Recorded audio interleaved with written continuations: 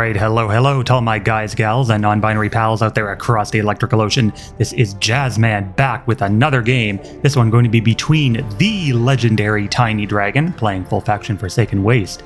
And we've also got joa1996 playing full faction Forsaken Waste as well. So a mirror match here. And I was so excited when I logged on to see TinyDragon playing, because we're sort of like a time zone differential. We're never really on around the same time, but he's on. So I just decided I immediately just jumped in this game. And it's looking like it's going to be witches. I don't know what this just looks like, kind of a witches deck for Tiny. And then over here we've got skeletons for Joa. So the Bone Slave contesting here versus Cackling Witch, and Cackling Witch isn't a witch you typically see a lot of, but personally I think she's really nice, especially with the cheap build you can take with Defiling Aura to prevent curse and stuff from being cleansed, because witches have a lot of debuffs, a lot of negative effects that you can just throw around on your opponent, like the Blind here, or they've of course their signature curse, then they've got a lot of hex, and you know, the rabbit and sonic roar sometimes. If you're bold enough to run El Sarai Siren. But as far as skeletons go, their gimmick hasn't changed in eons. They're the same summon spammy Tomb Lord boosting deck that they always were. And Bone Elemental, one of their mainstays, or rather it used to be, Bone Shredder is kind of competing for the same slot, but the meat spam aspect is still very much present, and Tomb Lord comes down nice and early here for Joa. Probably going to just poop out a skeleton and then just hang in the back. He actually took a really kind of a strange build. He took Drive and Summon 1. So he doesn't actually have boost on his Tomb Lords. That is a bit odd. I'm assuming the thing with skeletons is that they have a lot of boost options. Like it's not just Tomb Lord that can take it. So you can also have like Tormented Priest with boost. You could have Mysian Necromancer with boost. Bonewing, I think, has boost as well, but Bonewing is kind of bad, so you'd never run it. But yeah, Drive and Summon 1. Drive is like a really good ability, so if you can squeeze in, another boost champion, Drive on Tomb Lord isn't too bad. But Tiny looks like he's just going to Phalanx up here for a bit until he can maybe get some Corruptor kills. And Corruptor isn't the usual witch option, but he is actually a witch. Despite not being female, which all of the other witches are. Although I'm pretty sure a cursed Scrofula isn't a female witch. And then what's the Sword Mage? Sword Mage I think is also male. So it's normally it's like a 90% 10% split in terms of that ratio there. But we've got Summon Skeleton 1. So Necromancer can actually summon better skeletons than the Tomb Lord can. And I think this is the issue with taking a Summon Skeleton 1 on Tomb Lord, is that the summons it summons are just complete garbage. I mean, they're 4 speed and 5 damage. They die in 1 hit because they're 9 HP. So I think since Tomb Lord is kind of the only strong skeleton summoner you can get, I guess you could technically run Necromancer, but she's not a skeleton herself, and she doesn't have boost or anything to support skeletons in any other way.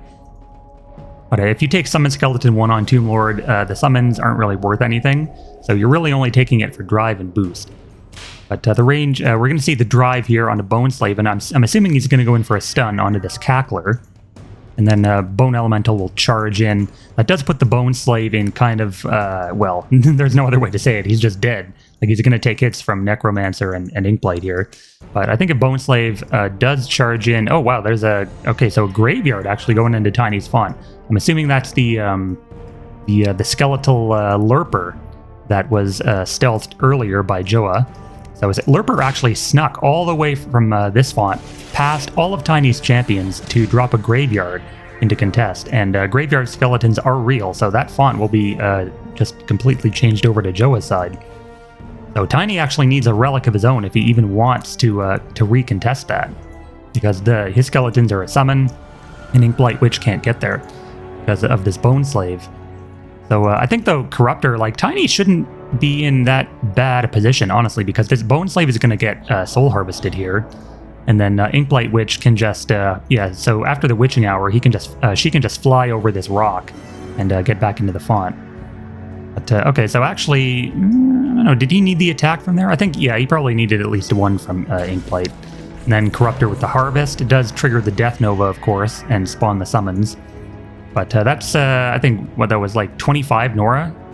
20, maybe a little more, 28 Nora going over to TinyDragon there. Not too bad for just having his font contested. And this one summon dies, and then this other one's gonna die, so... Tiny in a decent position. He does still need to contest somehow with a relic, now that he used his AP on Inkblight Witch. Maybe he's feeling bold enough to just leave that font uncontested for the moment, figuring that the gains that he's made in mid will be enough to see him through.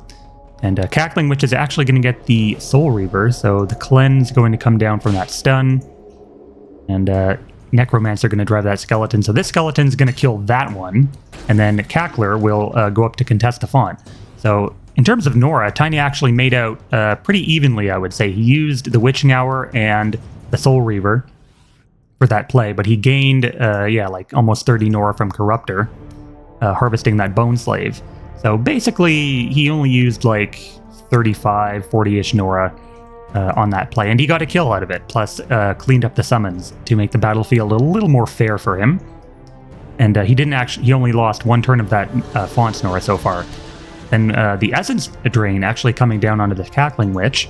So the Skeletal Lurper is probably sitting around here after deploying that relic, so he's going to get one flanking hit, which will be almost a perfect kill, and regains the globe.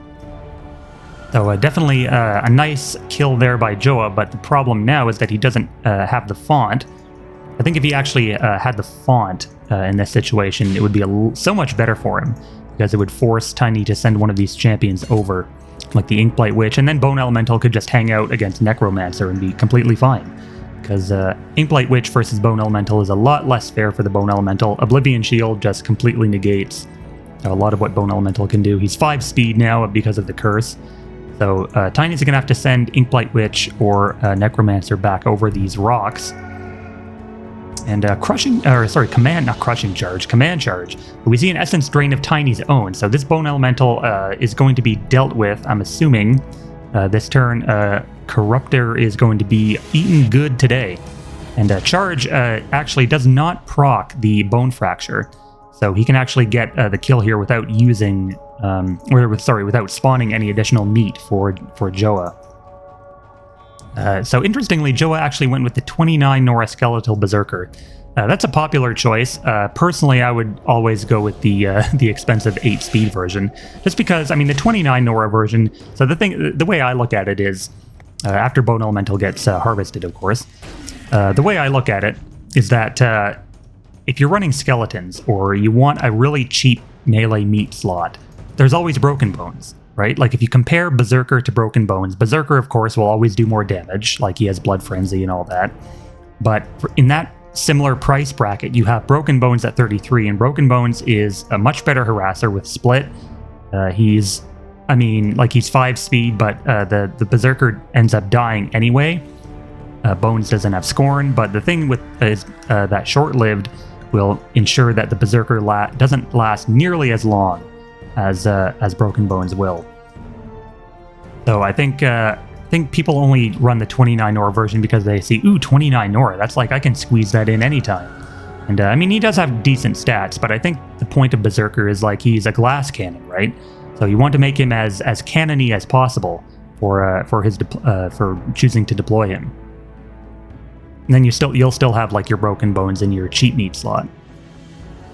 But I mean, a Berserker with Short-Lived can basically, like especially with the Berserker 1 upgrade, can basically be avoided or, played around, because he has Careless too, right? So he can't save any AP, he's not going to be going anywhere fast enough to really make an impact before his 8 turns are up. So Joa still maintaining control of that top side, Tiny deploying the Chroma Visionary, and he actually took Reckless Teleport for the cheaper build. I like seeing that. Reckless Teleport is a funny ability. I love, whenever I'm playing Shattered Peaks, I like running Moga, the Reckless Spell Hack with Reckless Teleport 3, if possible. Just to potentially cheese like an 11-space movement on my first turn for like 50-ish Nora. It's always a fun ability when it works right. But Tiny here, not in the best position, but I would definitely be remiss for calling his position lost. Tomb Lord gonna spawn a warrior, and I think honestly, like as long as Tiny keeps getting corruptor kills, like he's fine not having that font. I mean, Joa can send the Berserker in if he wants, but Corruptor can just, harvest it.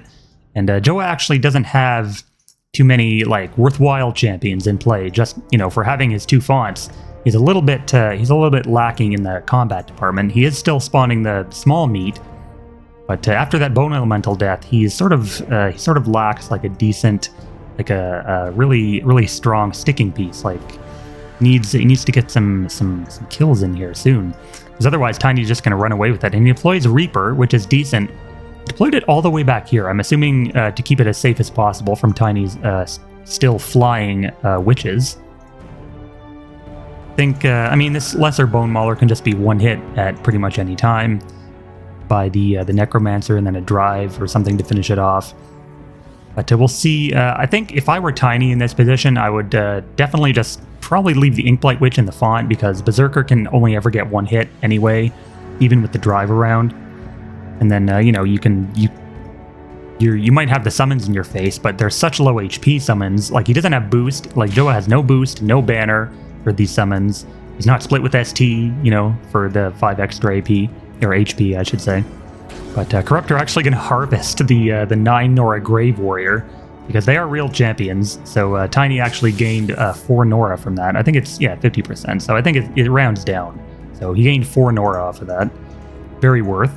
And this Graveyard is 1 hit away. Now he's 2 hits away. He needs to hit with that Necromancer as well. There's a blind on the Berserker, and Berserker with 5 speed, getting blinded. Not going to be doing too much. So Chroma Visionary still has yet to. I feel like Chroma Visionary should also go top. I mean, now that the Reaper is there, the Lurper is still lurking. And then, there are these summons that Tiny will have to deal with. So, and Inkblight Witch is fine. Like, Inkblight Witch can do stuff in mid for quite some time here before she has to call for reinforcements. So the Unholy Tomb comes down, and Unholy Tomb at this stage is probably a good play by Tiny, just because like he's fairly decently positioned on the board, and getting the Unholy Tomb down to start recuperating some of that lost font Nora is ideal. Because now that he's got the font recontested, he can slowly start swinging the game back into his favor. After after the Reaper dies, but the Lurper will still have to be contended with. Tiny currently has no detection on the board. And as far as witches go for detection, off the top of my head, I can't think of a witch that has detection on base or on upgrades. Yeah, I don't think there are any. I think it's basically just Black Ops for detection. Like you could run Black Ops, or you could maybe like squeeze in a skeletal raider for detection. Or I'm trying to think. I don't think Dark Familiar has detection. Nah, he doesn't. But so witches are very much lacking in that department. But TinyDragon is probably one of the best players. I feel confident in saying TinyDragon is one of the best players that the game has ever seen. So something like a single stealth champion should be no trouble for such a master as Tiny. So the Lesser Bone Mauler moves in. Everyone's going to move in. Joa realizes he needs to sort of work off the advantage that he's got before Tiny starts to snowball any further. And I'm pretty sure actually this Necromancer is actually going to get grounded over the the impassable rock terrain, because that is definitely an elevation difference here. So that Necromancer will be unable to move, barring any further witching hours by Tiny. So little bit of a misposition there. I think that was basically the only spot for her. Like when she moved into the font, she moved there to get the attack and then had 0 AP left over to move off. So a little unfortunate for her that she's going to be stuck.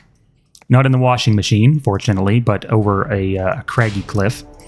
So we've got Toll Taker here, and going to get driven into play. Toll Taker does not have boost. Man, I miss... okay, so this is a controversial opinion. I miss the Soul Soul Collection on Toll Taker. I know. Hold your tomatoes. I have very good reasons for, well, maybe not very good reasons, but just for lore reasons. I mean, come on, he's the he's the fair collector. He collects the souls of the damned and ferries them across the river. And I mean, if that doesn't scream Soul Collection, I mean, what does? I just kind of like it because I had sort of a hand in redesigning it, but I realized only after the fact that it was a little bit too broken of an ability. I mean, it's such a powerful boon to be able to collect just Nora globes instantly. There's a reason Despoil is pretty much auto-include in every Forsaken Ways deck, even like at 30 Nora, just for the effect of Dead Magic Zone and collecting globes. There goes the Berserker for a little trouble to Tiny, and Tiny getting another Soul Harvest from that Corruptor. So that Corruptor has absolutely paid off this game for Tiny. And that's actually, is that really not a piece of that cliff there? I could have sworn that was an inaccessible space for non-flying champions. I guess it would be kind of detrimental to have a font where one space close to the action even, in particular, is closed off to non-flyers. But look, I guess from this angle, with the champion on it, it did look like it was impassable. So Necromancer is free. Necromancer is free to roam as she pleases. And I think if actually that were in an impassable space, it would be so much better for Joa, because like he could just swing at it with Scythe Whirl from range and then back out, and Necromancer would kind of just be stuck at. She has 1 to 3 range, but Joa could jump in and out without having to worry about getting counterattacked. There's actually a Soul Bane going down onto what was that? The Inkblade? No, the Lesser Bone Mauler. Wait a minute. Joa TinyDragon casts Soul Bane onto Lesser Bone Mauler. Wait, was that a misclick? There's no way that just happened. Sorry, I'm kind of stunned for a minute. I did not expect Tiny to cast Soulbane onto Joa's Lesser Bone Mauler for apparently no reason. Is it because of the curse? Does he need the curse effect for something? I'm flabbergasted that just happened. And after I was hyping TinyDragon up all game too. Okay, maybe it was like a BM sort of thing. Like he cast it just to piss Joa off because he knows that he's already got this game won. Maybe someone in the comments can explain what I missed there. But so the Lesser Bone Mauler is done and dusted, but the Lurper is still lurking around this font somewhere. We have to keep that in mind. And I'm expecting this Bazaar to lead to a double tap from the Lurper here. Yep, there it is. There's the double flanking hit from Joa, and gathers the globe. So actually, Tiny not looking too good now, actually, after that. The Inkblight Witch has successfully stalled in this font, but unfortunately, Tiny hasn't been able to make progress topside as much as he would like. And the Corruptor, despite getting a few harvests off, has not managed to make up the deficit from having to deal with these all these summons. And the Reaper, the thing with Skeletons is that their champions are just so damn cheap that if you ever fall behind a Nora against them, it's really difficult to swing back because they can out-deploy you so hard. And with a deck like Witches that relies so heavily on synergistic abilities where you need a lot of similar champions in play to do stuff with, it's hard to claw back from a champion deficit. So maybe we'll see Tiny contest here with Reckless Teleport, or maybe even miss a Reckless Teleport and end up on this side of the cliff. That would be unfortunate for him. But he currently has sapped the upgrades of, Toll Taker, yeah. So he has Hex and Twisted Essence. Yeah, that's a pretty good build, I guess. Vuln Magical, so I'm still expecting like a boost champion from Joa here, which we haven't seen yet. He has the banner now to buff up his summons a little bit. Actually, this summon, having this summon around is nice because it means that Oblivion Shield will be much easier to deal with. So Tiny trying and failing to kill that 9 HP summon with an attack due to Hex. And Blind is, I'm pretty sure, on 1 cooldown still. So there's an Arcane Enervation. Interesting. It's probably one of the better Witch spells. Nice big AoE of 5. And then it does inflict Curse for a significant amount of time after that. And then we'd see another Soul Harvest here by Tiny onto that annoying-ass Lurper that snuck into his font.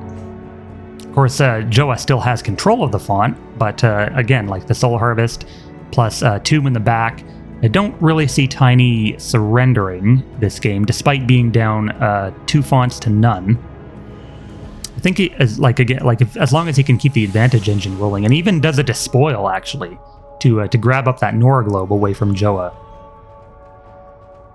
I don't know. Despoil for 1 Nora Globe doesn't seem worth it, but maybe he also did it for the Dead Magic Zone protection for his Corruptor. So the Witch's Hourglass also sort of blocking the melee champions from getting to him, despite being well out of range already. And actually, the Reaper's on 5 speed. Graveyard, I don't think Graveyard hasn't shit out any more summons or any more meat yet. Oh yeah, it has. So this one is real. And actually, this Grave Warrior is going to be harvested next turn as well for 4 additional Nora. It's always it's interesting. These things actually have a Nora cost, despite. I mean, I know they're real champions, but I'm pretty sure. What are the saplings from Greenhouse cost? I think I know they're cost 20 Nora to deploy, but they don't actually cost, like, they don't show the cost of 20 here, do they? I'm trying to remember what's in their Nora Globe. But that's basically the nearest analogy that I can think of. There's the Skeletal Excavator knocking out the Witch's Hourglass, and actually has Raider, so he gained a bit of Nora from that.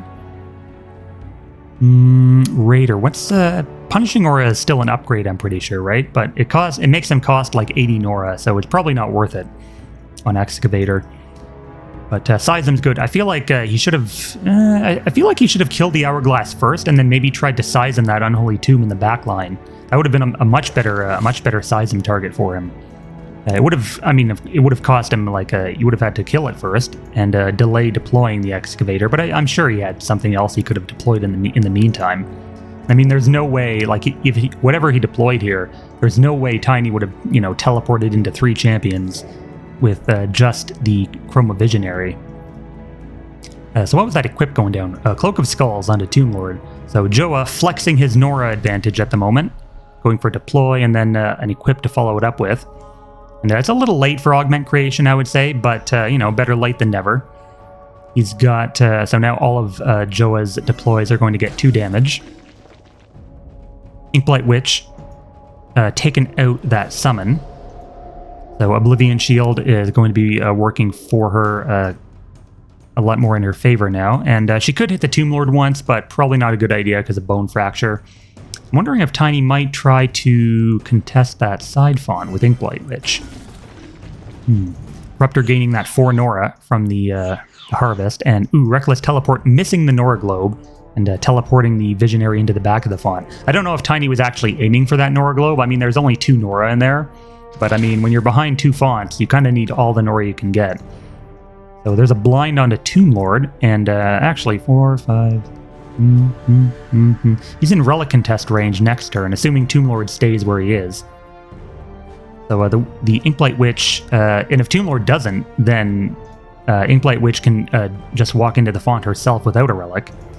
So I'm assuming Joa is just going to keep that Tomb Lord there. I mean, after he added the Cloak of Skulls, I don't think Tiny would be willing to attack it for no reason. Just give Joa a bunch more summon meat. But the Visionary is in the font, and down comes Serinda. I like Serinda. I think I mentioned this in another video, but she sort of replaced Deathcaster in my heart as the Death Pact champion of choice for Forsaken Waste. And yeah, she's got anti-healing. She's got 5 range. She's got pawn to redirect damage, and I think Life Drinker is another one of her upgrades that I'd probably take in a non-witch situation. But Revel in Misery is pretty good. I actually don't agree with Revel in Misery here on Serinda, in Witches specifically, just because you get Revel in Misery from casting Witching Hour, right? So it's kind of like overlap, right? Like redundancy. You might as well take Life Drinker, right? But I guess if you're running Corruptor, it makes sense because you want Corruptor to be getting as many last hits as possible, and Life Drinker would sort of conflict with that. The Revel in Misery, not a bad choice by any means, especially like when you're playing witches, you're always going to have curse on everything, right? So she's going to be getting some consistent healing. As far as Skeleton's healing goes, they've got basically nothing. I mean, Twisted Essence is nothing. Dark Healing doesn't even affect that. But down comes another Bone Slave. And it's funny how Bone Slave isn't actually a skeleton himself, but is always running skeleton decks just because of his Death Nova. Get 3 summons for free. Man, I can't wait till this ability gets turned into, gets given to other factions like, Death Nova Saplings or Death Nova Moga, summoning just a bunch of Moga Sappers in an AoE, and then all those Moga explode in Death Nova Fire. That would be hilarious, wouldn't it? Giving Rorschach ideas for expansion number 31, assuming the 30th ever gets released. But Serinda moves into the font, replacing Inkblight Witch. Inkblight Witch did pretty good in there. And we'll see how Serinda does. Death Pact, cutting through the Tomb Lord's HP, should be pretty useful. And maybe we'll see like an Essence Drain and Death Pact onto that Tomb Lord, and then just have Serinda one-shot it.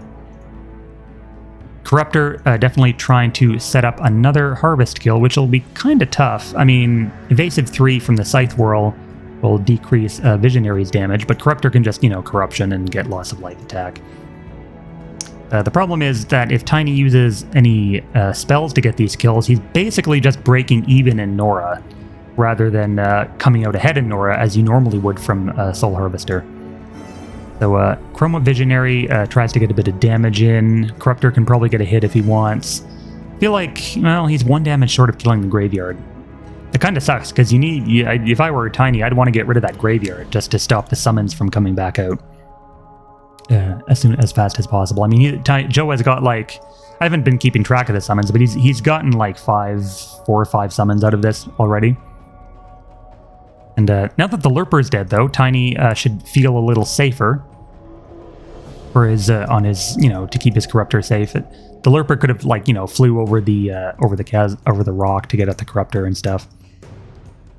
But Tiny. Am I misremembering? Tiny did kill that Lurper, right? I'm not gonna be able to find it in the combat log. I'm just gonna, I'm just gonna assume it's dead. Because I saw it go over here, and then Tiny despoiled for its globe, and okay. Just had to confirm with my own mind for a minute there. But we see the Death Caster, or not the Death Caster, the Death Guard coming down, and Tiny didn't actually use Bodyguard. Probably no reason to at this point. Inkblight Witch is safe due to Oblivion Shield, and then Serinda's out of range, of course. He could have bodyguarded the Serinda if he wanted to by deploying Death Guard here, but we'll see if that'll end up being a mistake. I feel like if Joa has another Essence Drain, could potentially... Oh no, he's on Dead Magic. Serinda's on Dead Magic Zone. Never mind me. Just being a bit daft. Okay, so Joa does run... Oh my god, he runs Berserk Attack on Broken Bones. Boo! You gotta take Rabid, man. Rabid is far better than Berserk Attack on Bones. I wouldn't say it's far better. I just don't like Berserk Attack because it sort of counteracts the point of Split. I mean, Rabid will always do more damage than Berserk Attack 1, so in terms of damage, you're getting more there. And then just because, you want Broken Bones to get as many splits out of him as possible, right? And Berserk Attack reduces defense, so if your defense is down, you're going to be splitting up fewer times. And it's sort of like anti-synergistic with the whole point of Broken Bones to take Berserk Attack 1. I mean, the 3 Nora difference that you get from taking Berserk Attack 1 over Rabid, it's not enough to justify the lowered cost. So, but he does double deploy here, Bones and Berserker again.